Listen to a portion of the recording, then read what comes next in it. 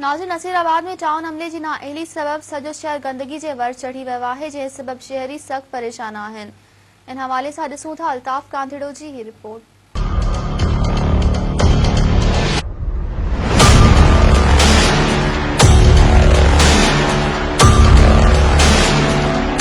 जी नाज़रीन, नसीराबाद शहर गुज़िरियल 1 महीने खां गंदगी जे वर चढ़ी आहे, जंहिं सबब नसीराबाद शहर जी सफ़ाई न थियण करे शहर जे अंदरि मुख़्तलिफ़ मोहल्लनि में घिटियुनि ऐं नालियुनि में गंदो पाणी बीहजी आहे, जंहिंमें मुख़्तलिफ़ बीमारियुनि जनम वरितो आहे, जंहिंमें करोड़ों रुपया बजट हुजण जे बावजूदि हिते सफ़ाई सुथराई जो अमल न थी सघियो आहे। तव्हांजे शहरी छा था चवनि, अचो त सणनि सां ॻाल्हि ॿोली। बुनियादी तौर ते नसीराबाद जो जेको सभ खां वधीक मसइलो आहे हिन वक़्तु उहो आहे सफ़ाई जो। जंहिं ॾींहं खां माना 30 अगस्त खां चूंडियल काउंसिल जेके हुई उहा हली वई आहे, ख़तमु थी वई आहे। उन ॾींहं खां वठी नसीराबाद सां जेको ज़ुल्म आहे, ज़्यादती आहे, उहो कंहिं हद में अचे ई कोन थी, कंहिं लेखे में कोन थी अचे।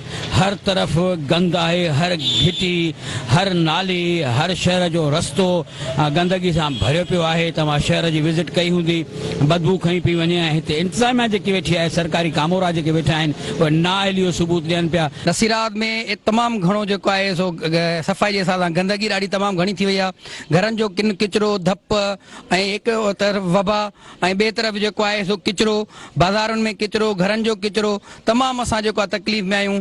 ऐं जेको आहे हिनमहिल एडमिनिस्ट्रेटर जेको आयो आहे, मुक़ररु कयो अथनि, उनखे असां दाएं दाएं थकिजी पिया आहियूं ऐं कंहिं शइ जो को तदारक नथो थिए पियो।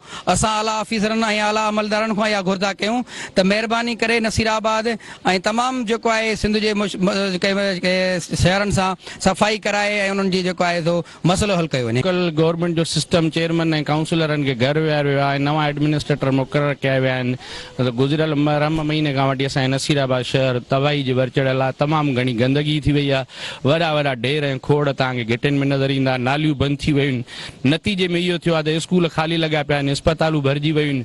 ऑलरेडी असां वटि कोरोना वायरस जी बीमारी हले पई, उन सबबु ऐं हिन ज़्यादा गंदगी सबबु असां वटि मुख़्तलिफ़ बीमारियुनि मुंहुं कढियो आहे। घिटियुनि में ढेर थी विया आहिनि, नालियूं वहनि थियूं पियूं, घिटियुनि में पंहिंजा वाह लॻा पिया आहिनि गंदे पाणीअ जा, केरु पुछण वारो कोन्हे।